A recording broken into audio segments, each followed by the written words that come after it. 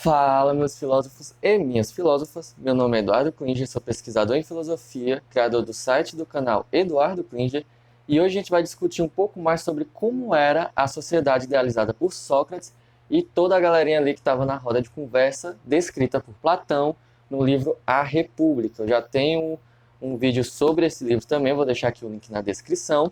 Se você se interessa também por filosofia e quer aprender um pouco mais, vai no meu canal, lá tem a playlist do nosso curso de filosofia gratuito. Se inscreve, deixa seu joinha também, porque toda semana eu estou postando um vídeo no canal. E acredito que é isso, recado dado, a gente já pode ir direto ao assunto, né? Bom, a República de Sócrates é uma conversa, uma baita de uma conversa, a gente pode falar aqui que é a primeira conversa zap vazada na história, porque Sócrates, como eu falei no nosso curso, ele não era muito fã de escrever, ele não escrevia as coisas. E aí sobrou para Platão escrever toda a conversa que ele teve com a galera, né? Foi uma baita conversa, não sei como Platão conseguiu fazer isso, eu não conseguiria, mas beleza, ele fez. E aí aqui a gente tem vários assuntos diferentes, né? Justiça, política, ética, formas de governo e tudo mais. E uma das conversas principais, que dá até o título do livro, A República, é como seria uma sociedade ideal. Então, nesse vídeo a gente vai entender como é que funciona, quais eram as ideias que definiam essa sociedade ideal para Sócrates e o restante da galera nessa conversa. Bom, para começar, o diálogo, Sócrates começa a dialogar com Glaucon e Adimanto, que, se eu não me engano, são os irmãos de Platão. Tenho quase certeza, não lembro agora, mas tenho quase certeza. Definindo o ato de governar como estar a serviço dos governados, que a justiça é superior à injustiça e é preferível sofrer a injustiça do que praticá-la. E onde houver justiça, aí está a felicidade. Então Platão logo de cara já começa a falar sobre uma forma de política que eu comento no vídeo sobre o livro do Maquiavel, O Príncipe, onde ainda há, né, essa ideia, nesse período da Grécia, nesse período da filosofia, melhor dizendo, que a política seria uma forma de organização social, mas muito metafísica ainda. Ainda há essa ideia da política como um belo, bom, algo bom que o homem pode fazer e tudo mais. Então aqui o Sócrates, a base dessa sociedade socrática, seria a ideia dos governantes como pessoas realmente dedicadas a fazer o bem aos seus governados. Então são pessoas que realmente têm ali um propósito, uma boa vontade, uma boa ação, algo bem diferente do Brasil, né? Mas ele parte um pouco dessa ideia, é problemático, eu comento no vídeo sobre o Maquiavel, mas enfim, a base da sociedade socrática seria essa, uma das, né? A boa vontade dos governantes. E aí, seguindo, a gente começa agora a definir essa sociedade mais materialmente. Por quê? Desde o princípio, surgiria a necessidade de uma classe social distinta das atividades econômicas, a dos guardiões e reis filósofos, que sustentariam a felicidade do Estado. A sociedade, então, ficaria dividida em três classes: os chefes dos guardiões, os próprios guardiões ou militares e os produtores e artesãos. A classe dos guardiões seria constituída por homens e mulheres em iguais condições, mantidos pelos estados, sem direito à riqueza e não poderiam constituir família. Tá, aqui eu falei muita coisa, então vamos dissecar um pouco. Primeiro, a sociedade, a República Socrática, é uma sociedade classicista. Então Sócrates ele vai definir que o papel do Estado deve sim prestar, atender às necessidades da população, de garantir a felicidade da população. E aí ele vai dividir essa sociedade em classes. Vai ter basicamente a classe dos trabalhadores, né, que vão estar os artesãos e os produtores de forma geral, os agricultores e por aí vai. Vai ter a classe dos militares, que são os guardiões, que ele chama, mas basicamente proteger a cidade de conflitos internos e proteger a cidade, que aqui a gente está falando de uma cidade-estado, e proteger essa cidade-estado de conflitos externos. Então seria a classe dos militares. E a gente teria a classe dos reis filósofos, que eu vou adentrar nela um pouco posteriormente, certo? Então, é basicamente uma sociedade dividida em classes muito rigorosa. Por quê? Sócrates vai defender a ideia de que é tipo uma eugenia, onde as habilidades do pai são passadas para os filhos, do pai e da mãe, no caso. Então, se o meu pai era sapateiro, estaria no meu sangue eu também ser sapateiro. Então, filho de sapateiro, sapateiro é. E isso vai se estender para todo tipo de classe. Então, o filho de soldado não poderia ser sapateiro, e o filho do sapateiro não poderia ser soldado. E aí já há uma fixação na mobilidade social muito grande, porque a sua posição na sociedade seria determinada pelos seus pais. Isso se os seus pais pudessem ter filhos, né? Porque no caso dos guardiões, eles não poderiam ter filhos. Por quê? Porque Sócrates, muito esperto, já sabia disso. Tanto é só lembrar da guarda pretoriana também. Sócrates ele sabia que se a classe dos militares se revoltassem, ou por causa dos filhos e das riquezas, que eles também seriam proibidos de ter, eles poderiam ter interesse na política. E aí a classe dos militares seria uma classe perigosa que poderia colocar em risco toda a sociedade. E isso faz muito sentido quando a gente fala aqui do Brasil. Então, recomendo você assistir a série Brasil, Terra de Militares, onde eu falo especificamente dessa questão. Não no sentido socrático, mas da realidade brasileira. Enfim, então os militares não poderiam ter riquezas nem filhos para eles não desenvolverem um ego, cobiça, ganância, essas coisas, para eles não se interessarem em outras atividades, senão somente aquelas destinadas a proteger a cidade. Então, beleza, a gente sabe que a sociedade socrática é definida por boa vontade dos governantes para com os seus governados e é uma sociedade classicista e fixa. As classes são fixas e a mobilidade social entre elas é praticamente zero, porque você só pode ser aquilo que os seus pais foram. Certo? Então aqui a gente já tem uma série de problemáticas, mas que eu não vou me aprofundar nelas. Certo? Então fica essa questão, tal pai, tal filho. Só que, se você está interessado em ler A República, e sim, é um livro grande pra caralho, eu demorei, se eu não me engano, 3 a 6 meses para ler isso, que eu li um pouquinho, enjoava e voltava e tentava de novo, e eu não gostava de Sócrates, nem do Platão, mas era isso. Enfim, se você quer saber logo a parte boa, vai para o livro 5 da República, se você tiver a versão completa, ou compre a versão simples, que no livro 5 é que começa a putaria. E a gente começa a entender melhor como seria essa sociedade platônica, ou socrática, que é o Sócrates que fala, mas é o Platão que escreve. Então vamos lá. Platão é tipo um Sérgio Moro, tá ligado? Sócrates. Então vamos lá. Beleza. No livro 5, e vale lembrar também que tem uma série de vídeos comentando cada capítulo do livro A República. E eu vou deixar o vídeo do livro 5 aqui também na descrição para você poder se aprofundar um pouco mais. E se quiser, assistir logo a série toda. São vídeos bem curtinhos, de 5 a 10 minutos, vale a pena.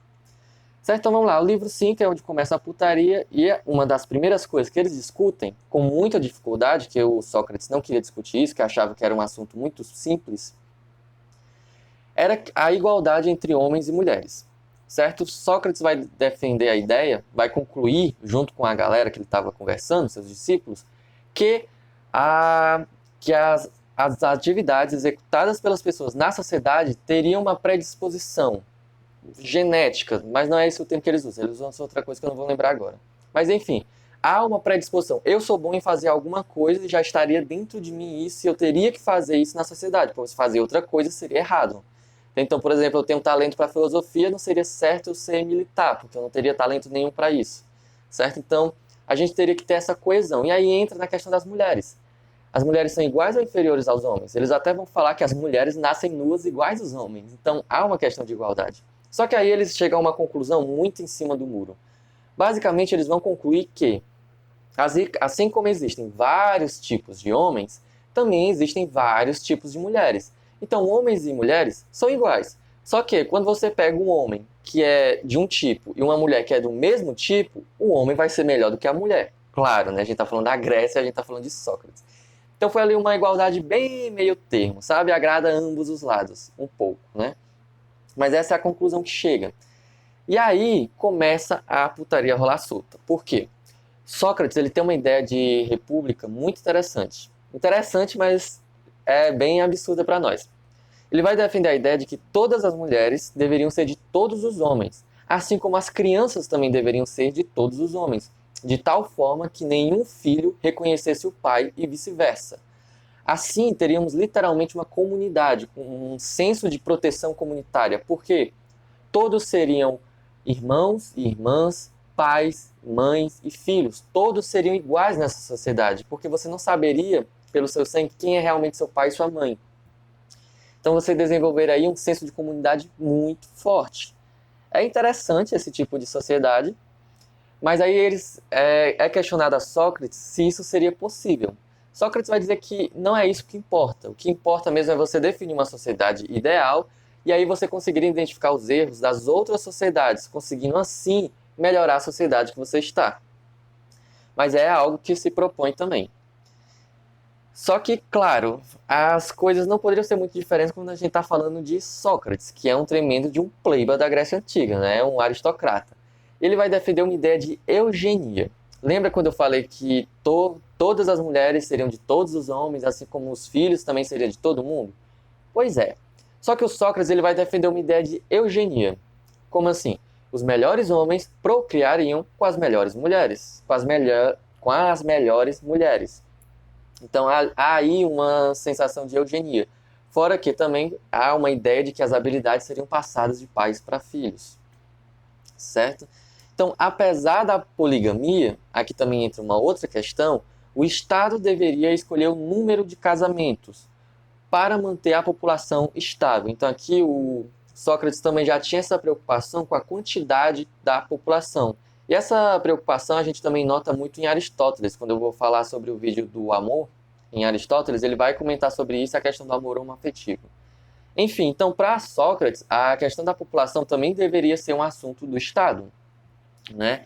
Uma questão de controlar a população, você controlaria os gastos, as necessidades e tudo mais. E você garantiria que a população que estivesse ali teria acesso à educação, lazer, cultura e por aí vai. Certo?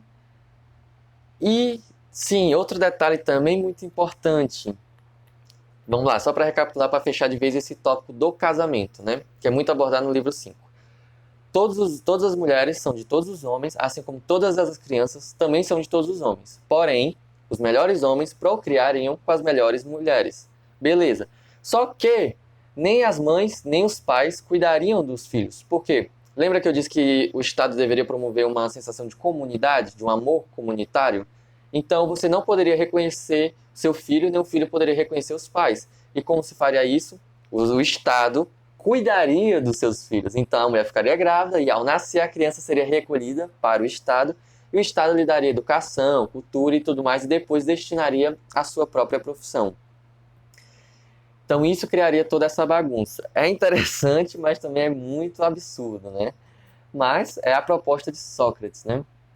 E outra coisa também muito interessante, já que a gente falou do ensino, o Estado garantiria o ensino das crianças. O Sócrates, ele vai ter dois ranços na vida, basicamente. O Sócrates tem dois ranços na vida.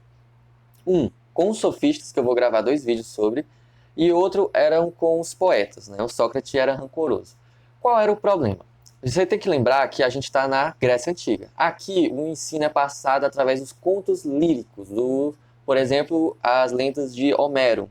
Então, você tem aí toda a poesia, falando de um jeito fantasioso e tudo mais, mas com um caráter educativo. E isso, para Sócrates, Platão também, é algo perigoso, porque você está falando da realidade no sentido poético. Então, a pessoa que absorve esse tipo de conteúdo estaria ali sendo enganado. Como diria Platão, eles estariam falando apenas das aparências das coisas. Sócrates também falaria a mesma coisa, né? Vale lembrar também que Sócrates ele vai seguir muito o mesmo caminho de Platão, vai seguir muito o mesmo caminho de Sócrates. É Aristóteles que vai querer se distanciar, né? Pegar o beco. Então, o problema é que a poesia não era uma melhor forma de se passar o conhecimento. Qual a proposta de Sócrates? Proibir a poesia. Todos os poetas seriam proibidos de entrar na sociedade, nessa cidade-estado. Não me lembro agora, que tem uns 3 anos que eu li esse livro, não me lembro se ele vai falar isso no livro 5, creio que não, mas ele fala no livro A República, sim, que os poetas deveriam ser proibidos de entrar na cidade. E que a filosofia seria o único método de ensinar as crianças e os adultos, obviamente. Que assim seria algo mais próximo da verdade. Aqui a gente já tem até um protótipo, podemos dizer assim, de um método científico. A preocupação de Sócrates em garantir que a verdade fosse ensinada e passada adiante de forma a ser compreendida totalmente pelos alunos, né? Então há ali uma preocupação com esse método científico. E eis a grande questão, que a galera até acha que o Sócrates fala de uma república comunista. Eu vou gravar um vídeo sobre isso, tem umas ideias loucas sobre um pré-comunismo em Sócrates, mas beleza, eu vou falar isso no outro vídeo. A questão é, o Sócrates e o Platão vão concluir também que os reis precisariam ser filósofos. Só que, como os reis são pessoas muito apegadas aos bens materiais, aos prazeres mundanos e tudo mais, é praticamente impossível você tornar um rei filósofo. Então, o que seria melhor? Você tornar filósofos em reis. Então, a gente tem ali uma pouca... Não sei, mas eu, pelo menos, tenho a entender como se isso fosse uma revolução, uma tomada de poder ou algo do tipo. Mas o Sócrates não fala sobre isso. Ele fala que para se alcançar essa sociedade, bastaria uma pequena mudança que tudo isso seguiria caminho, né? Tudo isso tomaria forma. Mas então eles falam que os filósofos deveriam sim se tornar reis, porque assim eles garantiriam a felicidade da população e um melhor governo, porque os filósofos seriam homens mais próprios da verdade, que trabalhariam melhor a verdade e que conheceriam mais perto a verdade.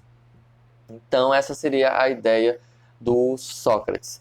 Então lembrando, no próximo vídeo a gente vai falar sobre a sociedade socrática e entender se ela realmente seria uma espécie de pré-comunismo ou não. Lembre-se de ativar o sininho de notificação ao se inscrever no canal para você ser avisado na próxima semana sobre o vídeo, tá? Dúvidas, críticas e sugestões deixem nos comentários também, especialmente sugestões de vídeos. Estou agradecendo do fundo do meu coração. Então é isso, se cuidem e até a próxima.